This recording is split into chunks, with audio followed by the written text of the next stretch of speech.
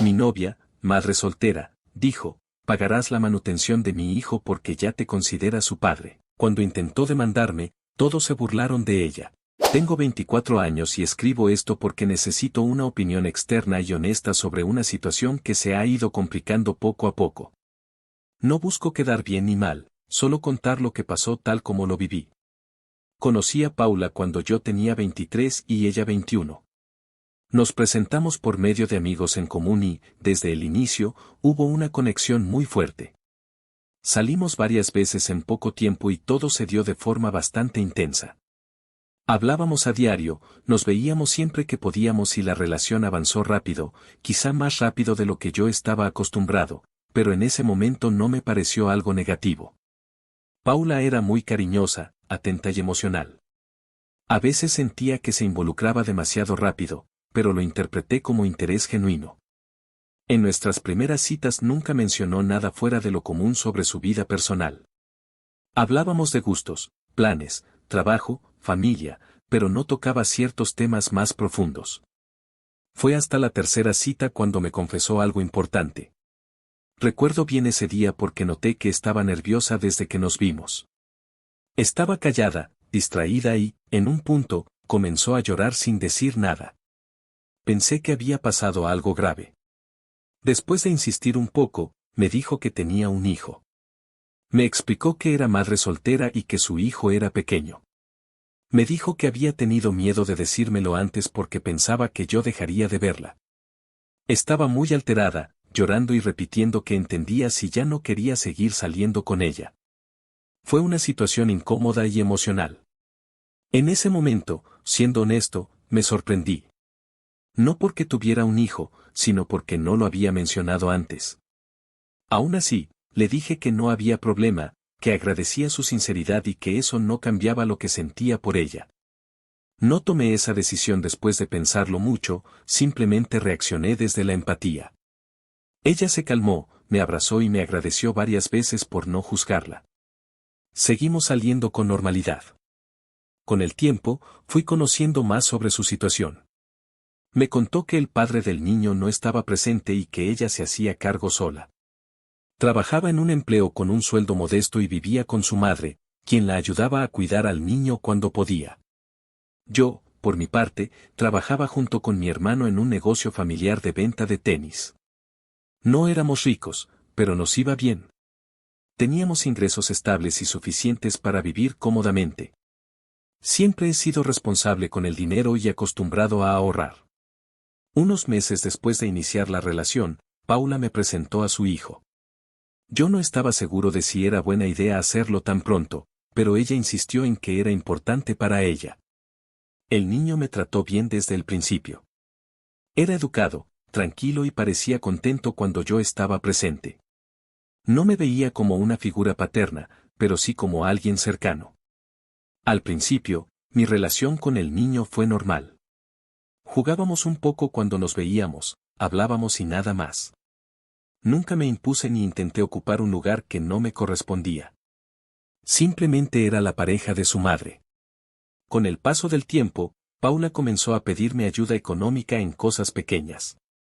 Primero fue para útiles escolares, luego para ropa o algún gasto relacionado con la escuela.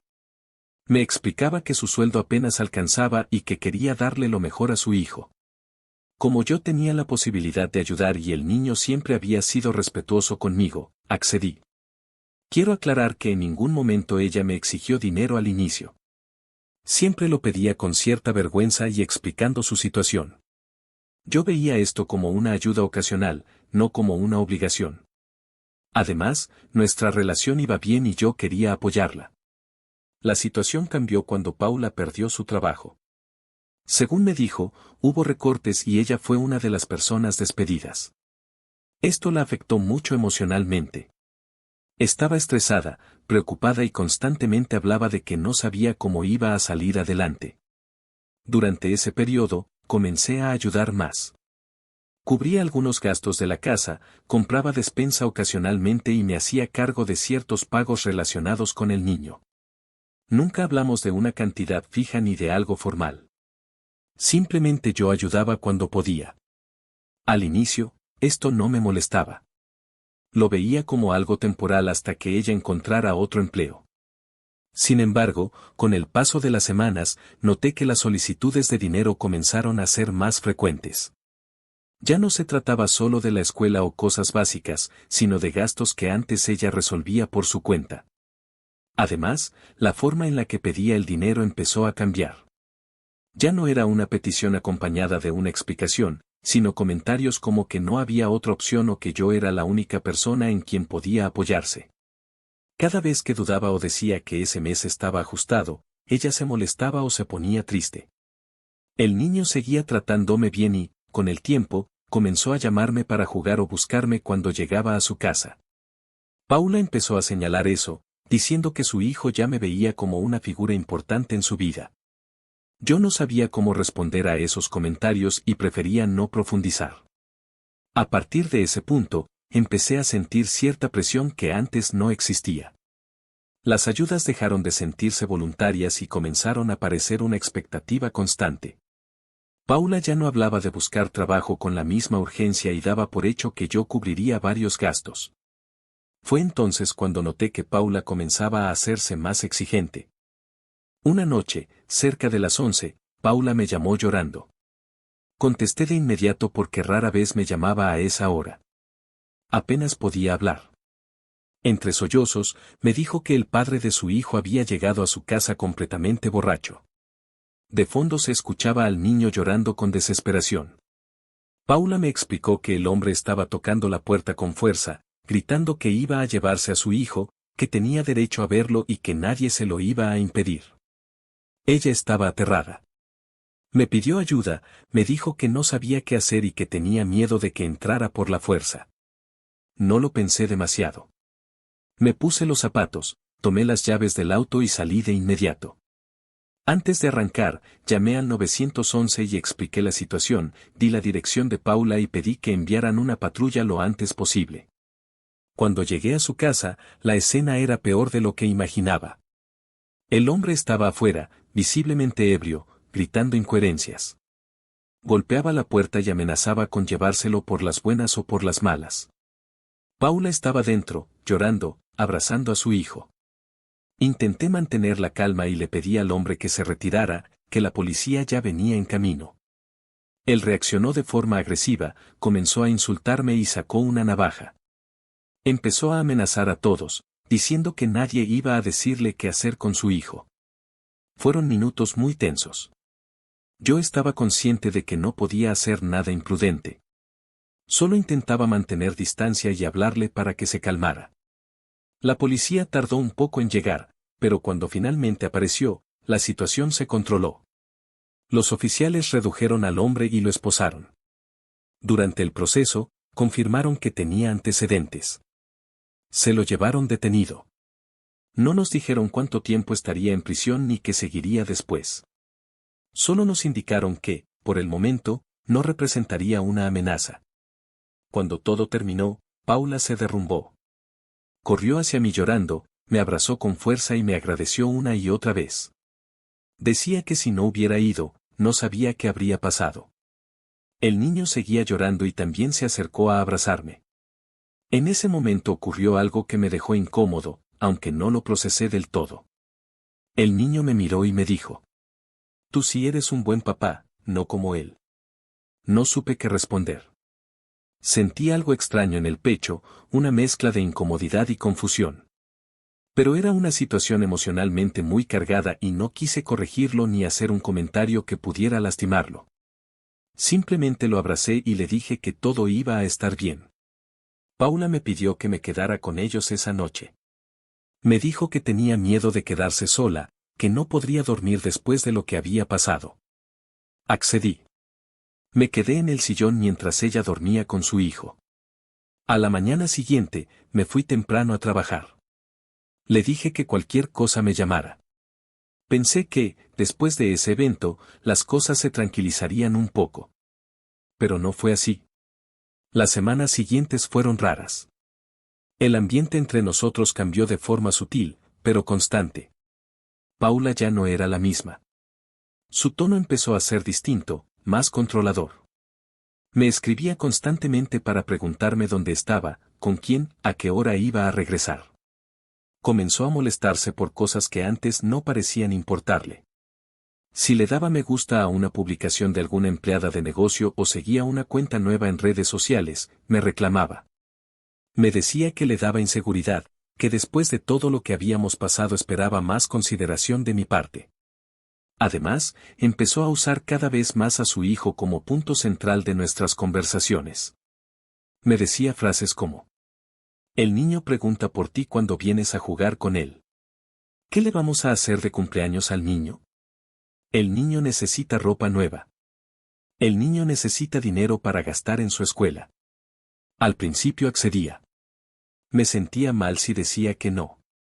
Después de lo ocurrido con el padre biológico, sentía que tenía cierta responsabilidad moral. Paula sabía eso y, con el tiempo, comenzó a presionar más. Cuando intentaba poner un límite o decía que ese mes no podía ayudar con tanto, su actitud cambiaba por completo. Se ponía fría o hacía comentarios que me hacían sentir culpable. Recuerdo especialmente una conversación. Le dije que no podía pagar la fiesta de cumpleaños que ella quería organizar porque era un gasto fuerte. Ella suspiró y me dijo: bueno, está bien. Al final este niño no es nada tuyo, lo entiendo. Pensé que serías un hombre más maduro, pero está bien. Le diré a mi hijo que no podrá tener fiesta. Ese tipo de comentarios se repitieron muchas veces. Nunca me decía directamente que yo debía hacerlo, pero siempre dejaba claro que, si no ayudaba, el niño sería quien pagara las consecuencias. Yo terminaba cediendo. Cada vez que lo hacía, sentía un nudo en el estómago. Ya no estaba ayudando porque quería, sino porque me sentía presionado. Paula comenzó a dar por hecho que yo cubriría ciertos gastos sin siquiera preguntarme antes. También empezó a referirse a mí como la figura paterna del niño frente a otras personas. Decía que su hijo me veía como su papá, que yo era el único hombre estable en su vida. Nunca hablamos formalmente de eso, simplemente comenzó a asumirlo. Yo seguía trabajando con mi hermano en el negocio, y él empezó a notar que algo no estaba bien.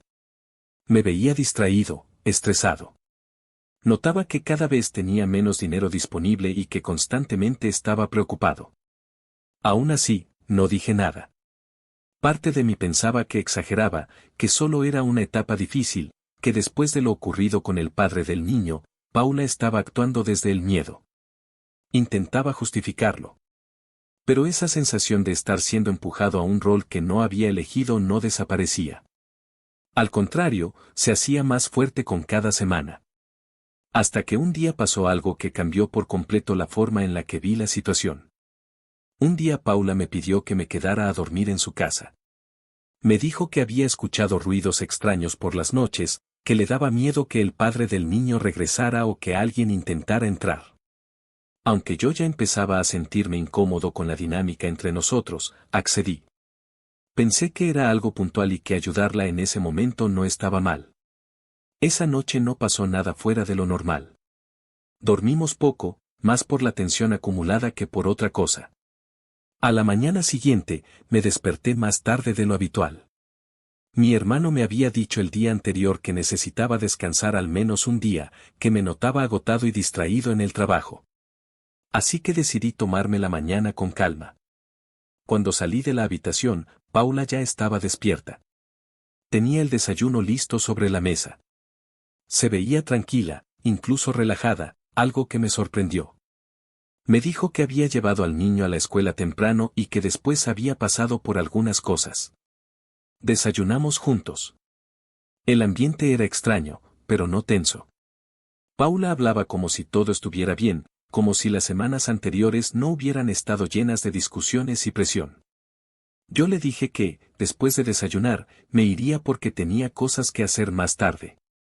Ella respondió que estaba bien, que no había problema. Me levanté para tomar mi cartera antes de salir y, al agarrarla, noté algo raro. Estaba demasiado ligera. La abrí para revisar y me di cuenta de que solo tenía $20. Me quedé congelado unos segundos. El día anterior tenía alrededor de $600 en efectivo porque ese mismo día pensaba ir a pagar unos pedidos a un proveedor local del negocio. Volví a la mesa y le pregunté directamente qué había pasado con el dinero. Paula me miró sin sorpresa, sin nervios, sin culpa. Con total tranquilidad me dijo: los tomé. Fui a comprar cosas para la casa después de dejar al niño en la escuela. Además, con eso pagué su colegiatura. Me molesté de inmediato. No solo por el dinero, sino por la forma en la que lo dijo, como si fuera algo completamente normal. Le dije que ese dinero no era para gastos personales, que lo necesitaba para el trabajo y que no podía simplemente tomarlo sin preguntarme. Ella también se molestó. Me dijo que no entendía por qué reaccionaba así, que no debía enojarme, que ahora nosotros éramos una familia y que ese dinero también era para el bienestar de todos. Fue en ese momento cuando sentí que algo dentro de mí se acomodó de una forma incómoda. Me di cuenta de que había cruzado una línea sin darme cuenta. No solo estaba ayudando, estaba siendo tratado como alguien responsable económicamente de decisiones que no había tomado. Le pregunté entonces por qué no había seguido buscando trabajo. Le recordé que, cuando perdió su empleo, habíamos hablado de que sería algo temporal. Paula me respondió que había pensado mucho en eso y que había decidido que prefería dedicarse a la casa. Me dijo que así podría aprender a mantener un hogar, organizar gastos y cuidar al niño, para cuando yo me mudara con ella. Esa frase me tomó completamente por sorpresa. Nunca habíamos hablado de vivir juntos de forma seria. Le dije claramente que no tenía planes de mudarme, que no quería formar una familia en ese momento de mi vida. Su respuesta fue inmediata y fría. Demasiado tarde, ya la tienes. Sentí una mezcla de enojo, incredulidad y miedo.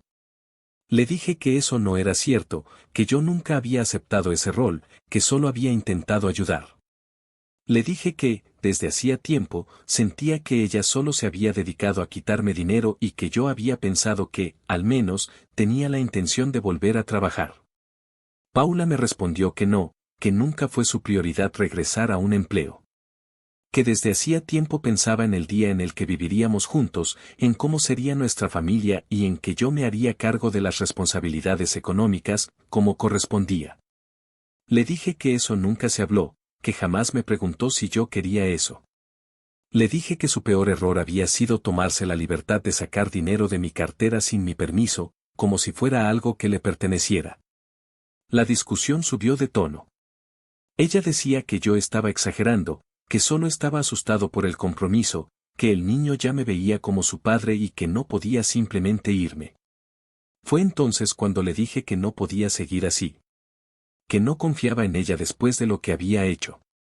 Que me sentía usado y manipulado. Que quería terminar la relación. Paula se quedó en silencio por unos segundos. Luego empezó a llorar, diciendo que no podía creer que la dejara después de todo, que yo estaba abandonando a su hijo, que era igual que el padre biológico. No respondí a eso. Tomé mis cosas y me fui. Después de ese día, comenzaron varias jornadas difíciles. Paula me escribía constantemente. Al inicio eran mensajes largos pidiéndome perdón, diciendo que había cometido un error, que estaba desesperada y que no pensó con claridad. Yo le respondía de forma breve, repitiéndole que la relación había terminado y que necesitaba distancia. Con el paso de los días, los mensajes cambiaron de tono. Ya no eran solo disculpas, sino súplicas. Me decía que no podía sola, que el niño preguntaba por mí, que necesitaban ayuda.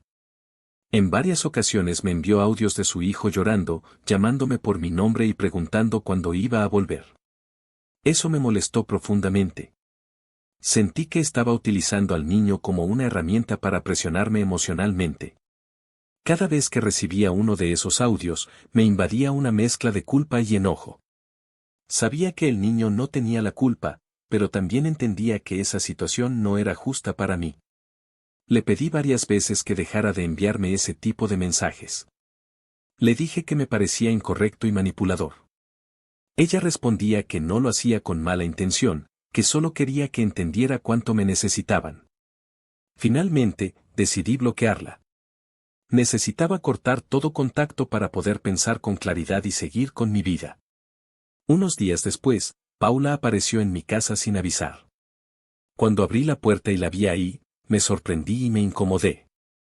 Se veía cansada, ojerosa, con una actitud completamente distinta a la de nuestras discusiones anteriores. Me pidió perdón otra vez. Me dijo que estaba arrepentida, que no quería perderme, que había exagerado las cosas y que solo necesitaba apoyo mientras se acomodaba. Yo le dije que entendía que estuviera pasando por un momento difícil, pero que mi decisión seguía siendo la misma. Cuando le dije que no iba a volver con ella ni a seguir ayudándola económicamente, su actitud cambió de inmediato. Su rostro se endureció y su tono se volvió frío. Me dijo que me iba a arrepentir de esa decisión.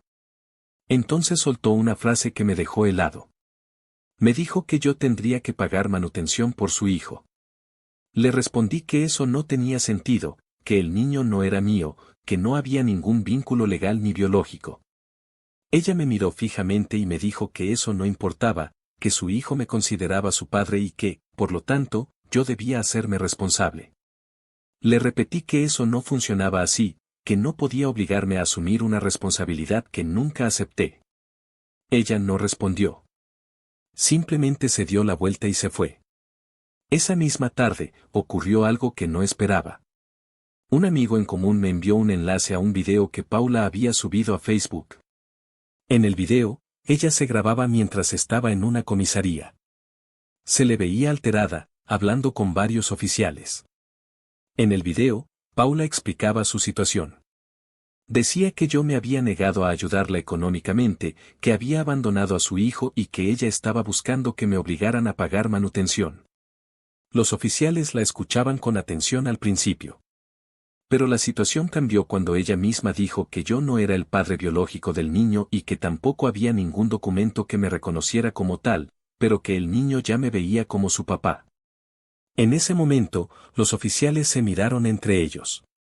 Uno de ellos intentó explicarle, con calma, que legalmente no había ninguna base para obligarme a pagar manutención. Cuando Paula insistió en que eso era injusto y que el sistema protegía a hombres irresponsables, algunos de los oficiales reaccionaron con incredulidad y, en el video, se percibe cómo se ríen de la situación. Paula se molestó aún más. Acusó a los oficiales de burlarse de ella, de humillarla y de ser parte de un sistema injusto. Terminó el video diciendo que iba a exponerlos a todos, a mí y a lo que llamó el sucio patriarcado. Subió el video con la intención clara de exhibirme públicamente. Sin embargo, la reacción no fue la que ella esperaba. Los comentarios no tardaron en aparecer y, en su mayoría, la gente se burlaba de la situación. Muchos le explicaban que nadie podía ser obligado a pagar manutención de un hijo que no era suyo. Otros simplemente hacían comentarios sarcásticos. El video comenzó a circular en otras plataformas. En TikTok, fragmentos del video se volvieron virales y se transformaron en memes.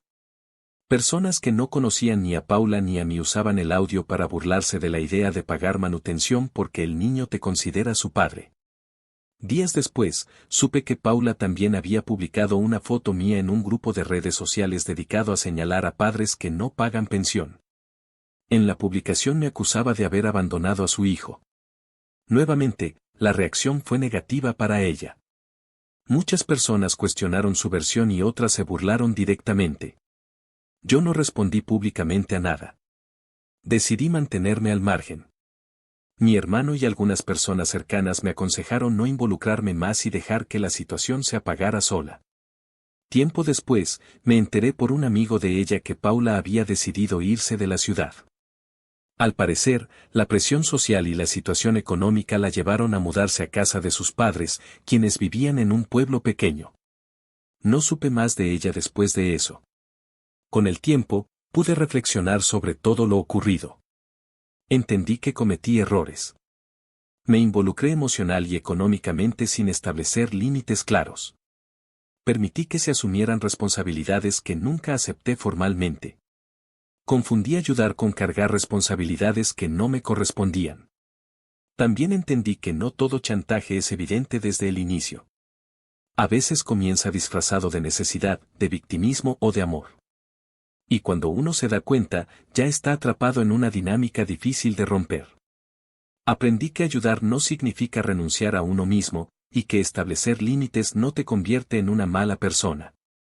Hoy tengo más cuidado con mis decisiones, con mis relaciones y con las expectativas que permito que otros tengan sobre mí. No guardo rencor.